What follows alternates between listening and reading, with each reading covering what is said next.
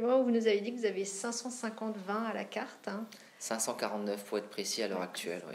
Et quelle est la fourchette tarifaire, hein?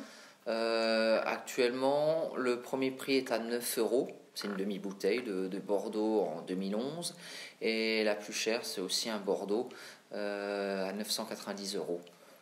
Un Pétrus 1978. D'accord. Et quel pourcentage vous avez de vin d'Alsace sur la carte? En vin d'Alsace, ça représente à peu près 60%. Après, en cave, c'est beaucoup plus que ça en pourcentage, parce que j'ai beaucoup de vins d'Alsace en vieillissement, et même sur des vieux millésimes. D'accord. Et en cave, vous avez combien de bouteilles? On est presque à 15 000 bouteilles. Et combien de grands crus d'Alsace? Ah, ça, je n'ai pas tous les grands crus d'Alsace. Vous n'avez pas tous les Ça, c'est sûr. Il y en a certains qui me manquent. Après, il y a des grands crus fétiches que j'ai un peu plus représentés sur la carte.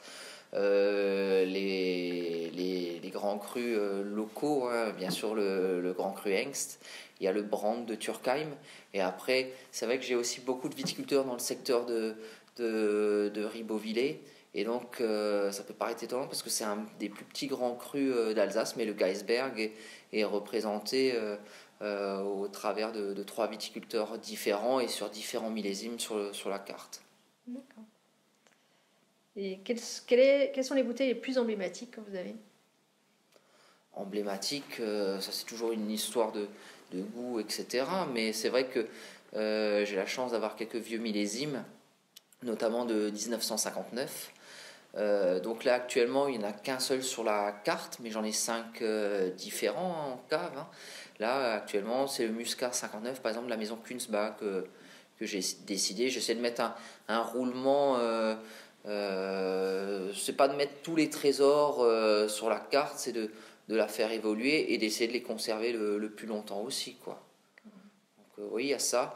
Et puis il y a peut-être aussi le plaisir de pouvoir proposer aussi des viticulteurs qui à l'époque peut-être n'étaient pas trop connus et que j'ai entre guillemets sur des millésimes qui ont déjà plus de 15 ans. Je pense par exemple à la maison Madère à Unavir, où j'ai par exemple des grands crus Rosacer sur le millésime 2000 ou 2002 à moins de 30 euros par exemple.